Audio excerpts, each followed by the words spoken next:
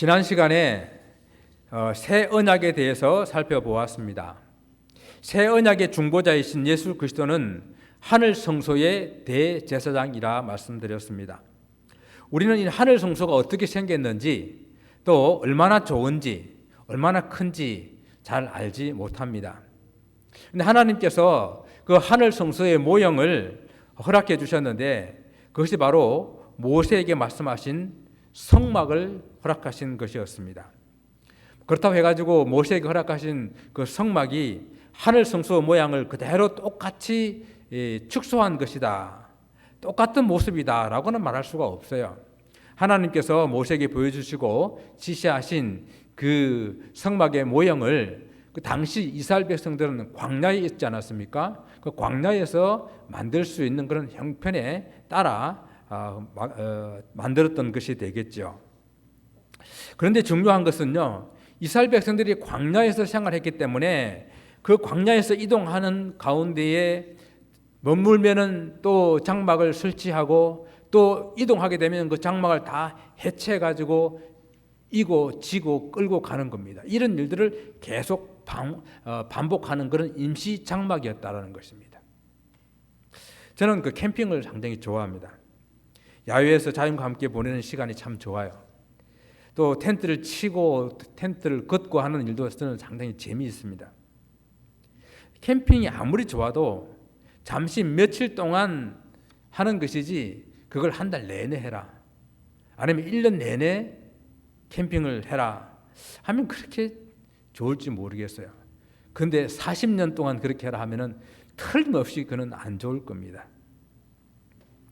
그런데 이스라엘 백성들은 40년을 광야에서 살면서 이 하나님의 이 성막을 이고 지고 끌고 다니면서 그들이 머물면은 하나님 성막 중심으로 모여들고 그들이 이동하면은 하나님 성막이 맨 앞장서고 그 뒤를 따라가는 그런 삶을 살았다라는 것입니다. 왜요? 성막이 무엇이길래 이들은 성막 중심으로 성막을 따라서 이렇게 살았습니까? 바로 성막은 그들에게 하나님의 임재의 장소였습니다. 하나님께서 모세에게 성막을 지으라고 하실 때에 성막을 주신 목적을 분명하게 말씀을 하십니다. 지금 우리가 출애굽기 읽고 있는데 바로 내일 읽을 말씀이 출애굽기 25장이잖아요. 그 말씀에 이렇게 말씀하고 있습니다. 내가 그들 중에 거할 성소를 그들이 나를 위하여 짓되 내가 그들 중에 거할 성소라 그랬어요. 내가 내게 보이는 모양대로 장막을 짓고 기구들도 그 모양을 따라 지을지니라. 그러니까 하나님의 성막은 하나님께서 이스라엘 백성들 가운데에 거하실 장소이라는 이야기입니다. 하나님께서 거하실 거룩한 장소, 그 장소를 지으라는 이야기입니다. 그러니까 그 성막은 하늘에 계신 하나님께서 이 땅에 거하실 하나님의 장소, 하나님께 거하실 거룩한 장소. 근데 우리는 그것이 얼마나 크고 얼마나 화려하게 되면은 하나님을 모실 수 있을까요? 사실 하나님은 너무도 크시고 너무도 위대하셔서 아무리 우리가 큰 집을 짓는다 하더라도, 아무리 우리가 화려한 집을 짓는다 하더라도 그곳에 모시기에 부족할 것입니다. 하나님은 우주 만물을 창조하신 창조주 하나님이시잖아요. 우주보다 더 크시고 위대하신 분이시잖아요. 그 하나님을 어떻게 우리가 지은 조그마한 전에 모실 수가 있겠습니까? 그래서 솔로몬은 이 성막보다도 훨씬 더 크고 훨씬 더 튼튼하고 훨씬 더 화려한 성전을 예루살렘에 짓고 난 다음에 이런 고백을 하게 됩니다. 하나님이 참으로 땅에 거하시리까 하늘과 하늘들의 하늘이라도 주를 용납지 못하겠거든 하물며 내가 건축한 이 전이 오리까. 하늘과 하늘들의 하늘이라 그랬어요. 이것은 유대인들의 생각 속에는 하늘이 삼층층으로 구성되어 있다고 믿고 있습니다. 그러니까 삼층층으로 구성되어 있는 그 하늘의 하나님을 모실지라도 부족한데 내가 지은 이 조그만 전에 어떻게 하나님을 모시겠습니까? 이렇게 고백한 거예요. 하나님께서는 시공간을 초월하여 존재하시는 분이십니다. 우리가 하늘에 계신 우리 아버지라고 부른다고 해가지고 그 하나님이 지금 우리가 보는 저 하늘에 계신다? 아니잖아요. 하나님은 우주 공간에 충만하게 편재하신 분이십니다. 아니, 하나님은 공간과 시간이 존재하기 전부터 계셨기 때문에 어떤 공간도 어떤 시간도 초월하여 계시는 분, 스스로 계시는 분, 그분이 우리 하나님이십니다. 그런데 그 하나님께서 이스라엘 백성들 중에, 우리 사람들 중에 거하시기 위해서 성막을 지어라 하신 것입니다. 그리고 그곳에서 우리 인생들을 만나 주신 것입니다. 그러니까 성막의 크기와 화려함과는 상관없이 하나님께서 우리가 지은 그 성막에 계시겠다고 약속해 주셨기 때문에, 성령으로 약속해 주신 이 하나님의 성막이 바로 하나님 임재의 상징이 되는 것입니다. 그래서 이스라엘 백성들은요, 광야에 40년 동안 지나면서 그들이 행진하다가 머물면은 그곳에다 성막을 다시 짓고 그 성막을 가운데 두고 그들이 자기들의 텐트를 치웠고요. 그리고 이제 하나님이 여호와의 구름이 움직여서 그들이 떠나게 될 때에는 하나님의 성막의 맨 앞에 서게 되고 제사장이 그들을 따르며 이스라엘 백성들은 그 성막을 따라 광야길을 그 가나안 땅을 향하여 진행하고 있었다라는 것입니다. 우리가 예배드리는 이 공간도 마찬가지입니다. 하나님께서는 온 세상에 충만하게 편재해 편만하게 계시지만은 우리가 예배하는 이 장소, 그리고 이 시간에 함께 하시겠다 그래서 우리가 이 자리에 모여 있는 거예요. 물론 지금 여러 가지 형편 가운데에 함께 하지 못해서 가정에서 예배를 드리고 온라인 예배 드리는 그곳에도 하나님 함께 하십니다. 근데 하나님께서는 우리가 모여서, 성도들이 모여서 이렇게 예배하기를 원하신다는 거예요.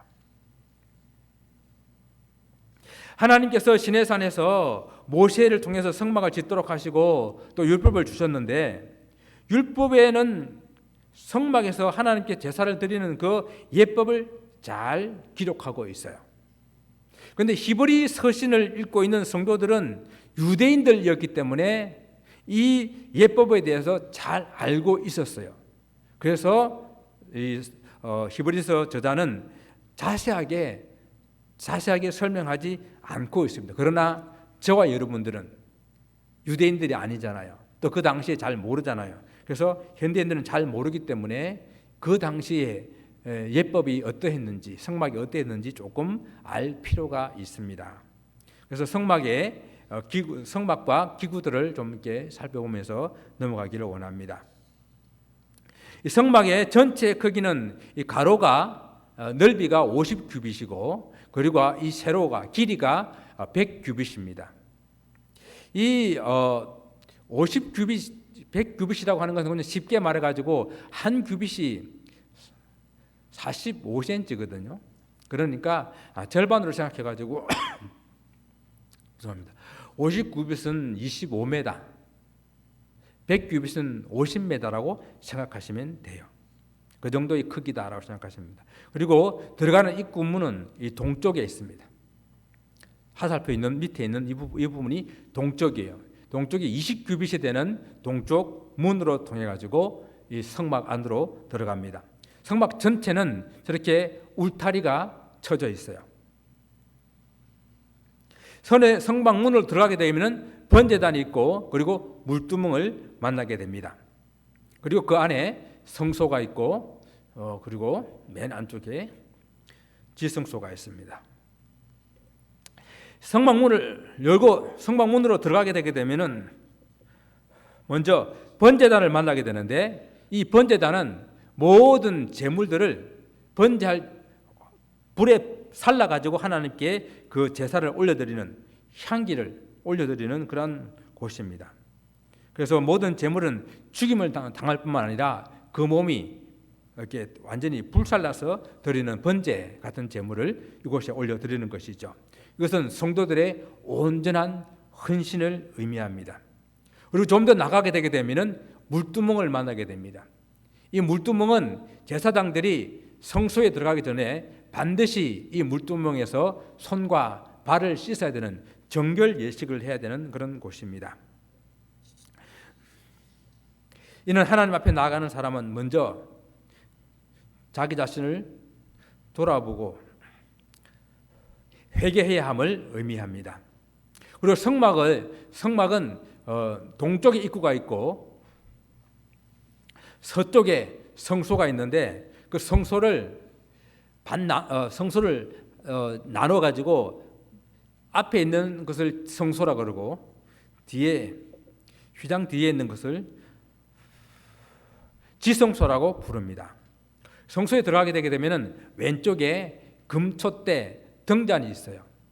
가운데 줄기를 기준으로 해가지고 양쪽으로 3개씩 6개, 총 7개의 등잔대. 이 등잔대는 생긴 모양이 살구꽃 모양으로 되어 있는 등잔대가 있는데 이 등잔의 불을 꺼지지 않고 계속 피워야 됩니다. 그래서 제사장은 아침 저녁으로 이 등잔을 살펴보아야 됩니다. 이 등잔은 바로 계속해서 빛을 비추는 그 모습이 세상에 빛이 되신 예수님과 또 그 빛을 받아가지고 이 세상에 빛을 비추어야 하는 성도들의 삶을 상징합니다. 그리고 성소의 오른쪽에 보게 되면 떡상이 있어요. 떡상 위에는 진설병이라고 해가지고 양쪽으로 6개, 12개 이스라엘 12지파를 상징하지요. 12지파를 상징하는 12개의 무교병이 있습니다. 무교병이라고 하는 것은 누룩을 넣지 않고 만든 그 떡을 말하는 것이죠. 이 누룩을 넣지 않은 이 떡은 예수님, 죄 없으신 예수님께서 우리의 생명의 떡이 되어 주심을 의미하는 그 떡이 이곳에 내려져 있는데 안식일마다 이 떡은 새 떡으로 교체를 해야 되는 그러한 떡입니다. 그리고 이 떡은 물려지게 되게 되면 제사장들만 먹을 수 있게 되어 있습니다. 그리고 이제 지성소와 성소를 나누는 그 휘장 바로 앞쪽에 분향단이 있습니다. 이 분향단은 시띠나무로 만들어졌는데 금으로 이렇게 바깥에 다 이렇게 도금이 되어 가지고 근데 이 분향단은 위에 4모퉁이의 뿔이 있습니다. 이 뿔에다가 피를 뿌리고 피를 바르는 뿔이죠. 그리고 이 분향단도 계속해서 향을 피워서 향이 하나님께 올려져야 되는데 이것은 계속해서 올려지는 그런 향은 성도들이 하나님께 올려지는 기도를 상징합니다. 그래서 꺼지지 않는 그런 향불은 지금도 하나님 보좌 우편에서 계속해서 기도하시는 대제사장의 기도를 상징하기 때문에 이 불이 꺼지지 않는 한 우리는 또 예수님 이름으로 기도하면은 그 모든 기도가 언제든지 응답받을 수가 있다라는 것을 상징합니다. 그래서 이제 이 시장문을 열고 들어가게 되게 되면 지성소가 나오게 되는데 이 지성소는 일반 제사장은 들어갈 수가 없어요. 여기까지가 제사장들이 1년 동안 계속해서 순번을 정해가지고 봉사하는 섬기는 그런 장소예요. 이 넘어서 대제사장은 들어갈 수 있는 그 장소가 지성소인데 그것도 대제사장도 1년에 딱 하루 대속죄일 욤키푸르라고 하는 대속죄일에 이 장소 안에 들어갈 수가 있습니다. 이 지성소는 10규빗으로 되어 있어요. 정방형입니다. 10규빗이니까 정사각형 5m의 정사각형으로 되어 있는 그러한 방이죠. 그래서 이곳에 들어가서 이 지성소에 들어가게 되게 되면 하나님의 언약궤가 있습니다. 언약궤 안에는 아론의 쌍난 지팡이 그리고 만나 항아리 그리고 제일 중요한 십계명의 2 돌판이 그곳에 있어요. 이 언약궤를 그 언약궤 안에 이런 것을 넣고 덮개를 덮었는데 이 덮개를 덮은 이것을 시온소라 그러기도 하고 속죄소라 그러기도 해요. 주 천사가 날개를 맞붙여서 언약궤를 감싸 덮고 있습니다. 이곳이 바로 하나님께서 임재하시겠다고 하는 하나님의 거룩한 하나님께서 이곳에 임재하시겠다고 하는 그런 장소가 바로 지성소입니다. 이러한 하나님께서 우리들에게 이런 성막을 주셨는데 성막을 주신 이유는 성막을 통해서 어떻게 하라고요? 하나님께 제사를 드리라고 주신 것입니다. 성막의 제사도 율법에 기록한 대로 그 예법을 따르고 있는데 제사 제도는 동물이나 식물이나 혹은 액체의 기름이나 포도주를 가지고 드리게 되는데, 동물 제사로 드리는 것은 아까 말씀드린 번제, 그리고 완전히 불에 태워드는 화제, 속제제, 속건제, 그리고 화목제이라는 것들이 있고요. 그리고 그것을 드리는 방법에 따라 가지고 그냥 들어 올리는 거제가 있고, 들어서 흔드는 요제가 있어요. 또 곡식의 제사를 드리는 소제가 있고요. 그리고 술이나 이런 걸 드리게 되는 전제가 있습니다. 이렇게 제 종류에 따라 가지고 드리는 제물도 다르고 제사 방법도 다릅니다. 제사의 종류에 따라 가지고 그 제물을 처리하는 방법도 다르고 또 먹는 방법도 달라요. 이런 제사를 상번제는 매일 드리고, 매 안식일마다 드리고, 매 절기마다 드려야 되는 거예요. 이 성막의 제사에서 가장 중요한 것은 뭔지 압니까? 피가 있어야 된다는 거예요. 피 흘림이 없은즉 사함이 없느니라. 물론 피 없는 제사도 있어요. 소제하고 전제가 피가 없는 제사죠. 그러나 이 제사는 단독으로 드리는 제사가 아니라 피 흘리는 다른 제사와 더불어 함께 드리기 때문에 제사에는 반드시 뭐가 있어야 된다고요? 피가 있어야 된다고요. 그래서 본문 7절의 말씀을 보게 되게 되면 피 없이는 아니하나니 이 피는 자기와 백성의 허물을 위하여 드리는 것이라 라고 말했습니다. 피는 뭐요? 우리의 생명이거든요. 피 속에 생명이 있습니다. 그래서 레위기 17장 11절에서는 이렇게 말합니다. 육체의 생명은 피에 있습니다. 내가 이 피를 너에게 주어 단에 뿌려 너의 생명을 위하여 속하게 하셨나니 생명이 피에 있으므로 피가 죄를 속하느니라. 그래서 제사에서 제일 중요한 것은 피를 흘리는 것입니다.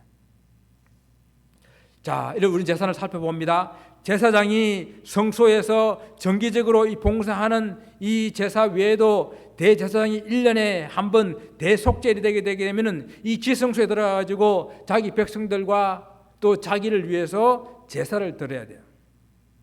그래서 먼저 자기를 위해서 송아지 피를 가지고 들어가서 아까 말했던 그 시온소 위에다가 뿌립니다. 그리고 다시 나와서는 백성들의 죄를 위해서는 염소 피를 가지고 들어가서 다시 뿌려요. 이렇게 복잡하고 어려운 제사를 드리지만은 성경은 이 구약의 성막에서 드리는 이 옛 언약의 예법은 불완전하다라고 말씀하고 있어요. 첫 언약이 불필요하거나 잘못됐다는 말씀이 아니라 그것이 완전하지 못하다라는 이야기입니다. 첫 언약의 예법이 완전하지 못하기 때문에 제사를 드리는 제사장이나 대제사장은 자기 자신을 위해서도, 자기 자신의 죄를 위해서도 제사의 제물의 피를 뿌려야 되고, 또 백성들을 위해서도 제사를 피를 뿌려야 되고, 이 첫 언약의 예법이 완전하지 못하기 때문에 한 번 제사로 끝나는 것이 아니라 매번 제물을 바쳐가지고 제사를 드려서 그 피를 뿌려야만 하는 것이, 그것이 완전하지 못하기 때문이다라고 말씀하고 있습니다. 히브리서를 통해 가지고 이 히브리서 독자들에게 전하고 싶은 말이 바로 이 말씀이에요.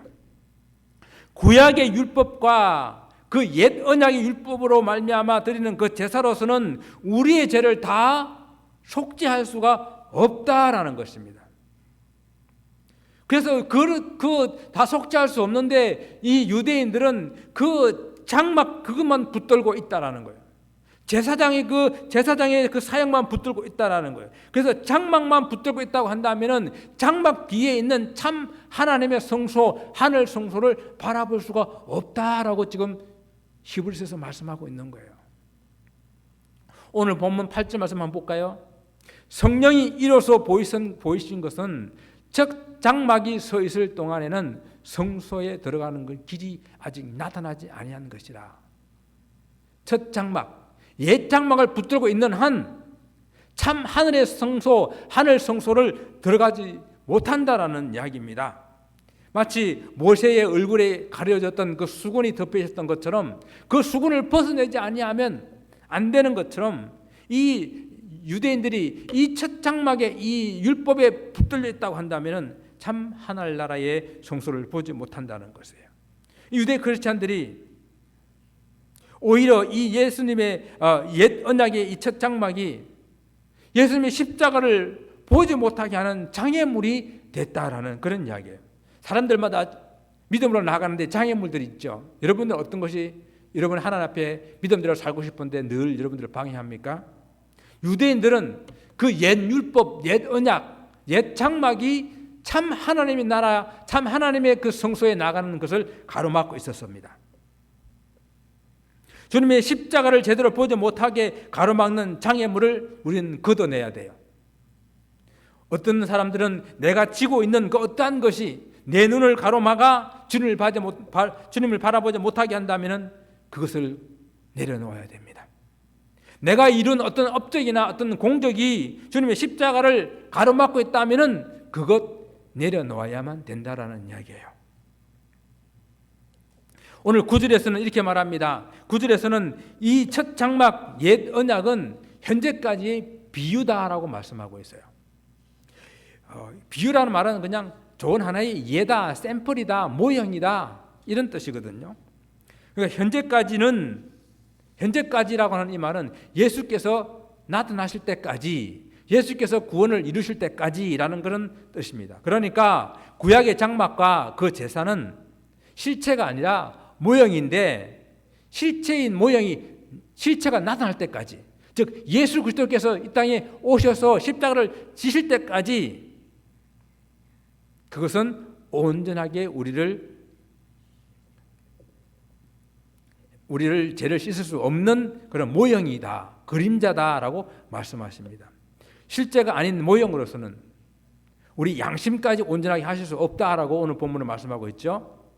그러니까 옛 언약 첫 장막으로는 육체는 깨끗하게 할 수가 있어요. 그러나 양심까지는 깨끗하게 할 수가 없다라고 성경은 말합니다. 이러한 육체의 예법은 시간과 공간의 제한을 받아요. 어떤 시간과 공간입니까? 이스라엘이라고 하는 그 공간성, 그리고 구약이라고 하는 그 시간의 제한성을 가지고 있습니다. 그래서 10절 말씀에서는 이렇게 말씀합니다. 계획할 때까지 이 구약의 이 성막을 계획할 때까지 하나님께서 맡겨둔 것이다 라고 이렇게 말씀합니다. 여러분, 계획한다는 이야기 무슨 말입니까? 계획한다는 것은 조금 전에 들은 것처럼 예수 그리스도께서 십자가로 구약의 제사를 완성하는 때 그것을 계획이라고 표현했어요.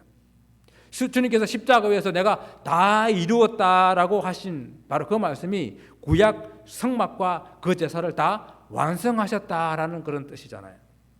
주님께서 십자가에 운명하실 때에 그 성소와 지성소를 나누고 있던 그 휘장이 위에서부터 아래로 찢어진 그 바로 그 사건이 주님의 십자가로 개혁한 것을 말하는 것입니다. 십자가로 이렇게 개혁된 완전한 제물과 완전한 제사는 하나님을 만나는 그 일에 있어서 시간과 장소, 어떠한 제약도 없게 됩니다. 여러분, 개혁이라는 말은 다시 리폼, 다시 돌아간다는 거잖아요. 다시 옛날의 모습으로 돌아간다는 거잖아요. 그러니까 원래대로 돌아간다는 이야기입니다. 우주 만물을 창조하시고 그 만물 가운데에 충만하신 하나님, 그 하나님을 우리가 온전히 찬양할 수 있고 예배할 수 있는 그때로 돌아간다는 이야기입니다. 하나님의 성소라고 하는 제한된 장소에서만 하나님을 만나는 것이 아니라 어디서나 언제서나 주님을 만날 수 있는 그러한 모습으로 다시 돌아간다는 이야기입니다. 주님께서 단 한 번의 제사로, 단 한 번의 주님의 그 십자가의 피로 제사를 드리심으로 말미암아서 우리가 이제는 대제사장만 지성소로 들어가는 것이 아니라 누구든지 그 예수의 피만 가지고 있으면 우리도 그 지성소 안으로, 하늘 성소로 들어갈 수가 있다라는 그 말씀입니다. 우리는 다시 이 히브리서의 결론으로 우리 강조하고 있는 말씀을 다시 들어봐야 됩니다.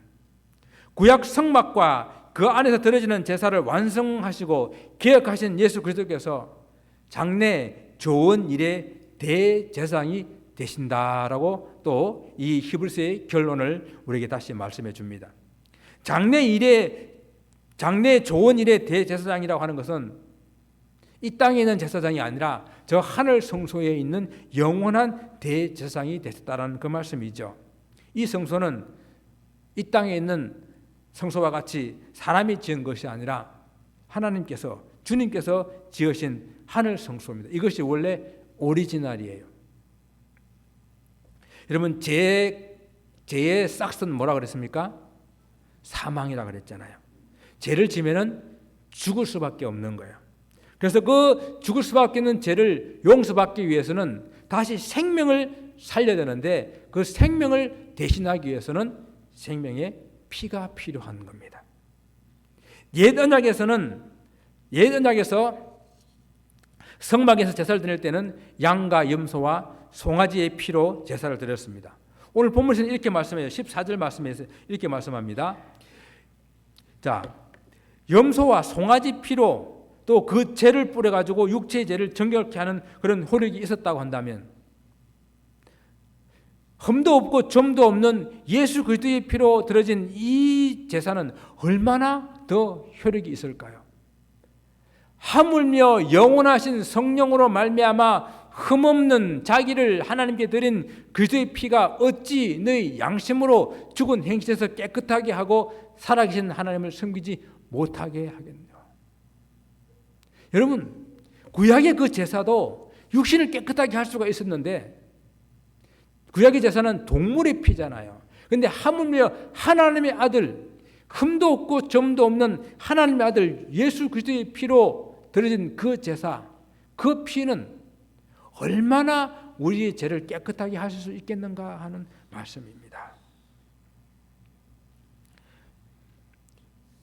구약의 그 피로 육체의 정결을 일시적으로나마 유지할 수, 깨끗하게 할 수가 있고 정결하게 할 수 있었다고 한다면은, 하나님의 단 한 번만에 드려진 영원한 그 제사는 우리의 죄를 영원히 속죄하고 영원히 깨끗하게 하고 우리를 영원히 하나님 백성 되게 하기에 충분한 그런 주님의 보혈의 피라라는 사실입니다.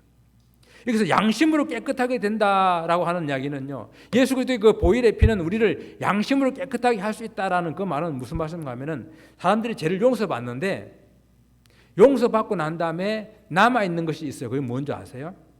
내가 분명히 주님의 십자가 앞에 나가서 회개하고 용서를 받았어요. 그런데 사람들마다 속에 남아있는 것이 있습니다. 그것이 죄책감이라는 거예요. 죄책감. 그런 주님께서 이 말씀을 하시는 거예요. 오늘 그 주님의 그 피는, 동물의 피가 아닌 하나님의 아들의 흠없는 그 피는 양심상으로까지 깨끗하게 할 수가 있다. 이 죄책감까지도 다 깨끗하게 씻어내는 피의 효력이 있다라는 말씀이에요. 그래서 여러분, 주님 앞에 용서를 구하고 회개했다고 한다면 마음속에 죄책감까지 가질 필요가 없는 거예요. 그것까지 다 깨끗하게 하시는 거예요. 그래서 주님 예수 그리스도의 보혈은 우리의 죄뿐만 아니라 우리가 느끼는 그 죄책감까지 깨끗하게 씻어서 우리가 마치 한 번도 죄를 짓지 않는 그런 사람처럼 그렇게 우리를 대우해 주셔서, 그것을 칭의라 그래요. 우리를 마치 의로운 사람으로, 죄가 없는 사람으로 우리를 인정해 주신다라는 것입니다. 그것이 바로 예수 그리스도의 보혈의 능력입니다. 우리의 죄를 대신해서 십자가에 돌아가신 예수 그리스도께서 우리를 용서하시고 이제는 다 너는 정결하다 죄 없다 하셨사오니 우리 모든 심령 가운데에 죄에 대한 생각 깨끗하게 지워버릴 수 있기를 바랍니다. 또한 주님께서는 주님의 십자가의 보혈은 우리로 하여금 죽은 행실까지 깨끗하게 하신다 했습니다. 더 이상 죽은 행실에 그 죽은 행실을 반복하지 않고 죄로부터 떠나게 해준다는 이야기예요. 진정한 회개는 무엇입니까? 뉘우치고 잘못했다는 것을 뉘우친 다음에 턴하는 거잖아요. 돌아서는 거잖아요. 그로부터 돌아서서 이제 주님께로 길을 바꾸는 거잖아요. 그러니까 그 죽은 행실로부터 돌아서는 것입니다. 우리가 예수 그리스도의 보혈을 생각할 때에 다시 죄를 짓는 것은 그리스도를 다시 십자가에 못 박는 것과 똑같다고 그랬으니까 우리는 회개하고 난 다음에 다시 그 죄를 짓지 않도록 완전히 돌아서서 주님 십자가를 바라보며 나아가야 됩니다. 그리고 또한 예수 그리스도의 보혈로 우리를 깨끗함 믿는 성도들은 이제는 하나님을 섬기는 그런 삶을 살 수 있게 하십니다. 하나님을 섬기는 일 중에 가장 큰 일이 무엇일까요? 예배하는 거예요. 섬긴다, 예배한다 말과 똑같은 말이거든요. 그래서 우리가 하나님을 예배하는 이 일은 예수 그리스도의 피로 정결케 된 사람만 예배할 수 있어요. 그러니까 우리가 예배한다고 하는 건 아무나 하나님을 예배할 수 있는 사람이 아닙니다. 우리 주님 앞에 나와서 우리 죄를 주님 앞에 다 내려놓고 정결케 된 사람, 그 사람만이 신령과 진정으로 하나님께 예배를 드릴 수가 있습니다. 그리고 그렇게 하나님께 예배한 사람은 또 이웃을, 세상 사람을 섬기는 삶을 살 수가 있는 거예요. 이것이 산제사입니다. 이것이 하나님께서 우주 만물에 충만하게 편만하게 편재하시고 계신 하나님을 믿는 성도들의 삶이에요. 이곳에만 계신 것이 아니라, 이곳에만 하나님이 우리 예배를 받으시는 것이 아니라, 이곳에 모여 예배하고 또 우리 삶의 일상을 돌아가서 우리 삶을 살 그곳에서도 우리가 예배하는 삶을 사는 것, 그것이 성도들의 삶이거든요. 사랑하는 성도 여러분, 구약의 성막이 이스라엘 백성들에게 필요하고 중요한 것이었지만 그것이 불완전한 것이었다고 했습니다. 장차 좋은 일의 대제사장 되신 우리 예수 그리스도의 모형이요 그림자입니다. 그런데 모형이요 그림자인 그것을 계속 붙잡고 있다고 한다면 참 실제 참 하늘 성소를 만날 수가 없다니까요. 우리 하나님 앞에 나가는데, 우리가 참된 신앙생활을 하고 싶은데 우리를 방해하고 우리를 가로막는 그 무엇이 있다고 한다면 오늘 이 시간에 내려놓으시기 바랍니다. 버릴 수 있기 바랍니다. 저는 참된 성수 앞으로 뚜벅뚜벅 걸어 나갈 수 있기를 바랍니다.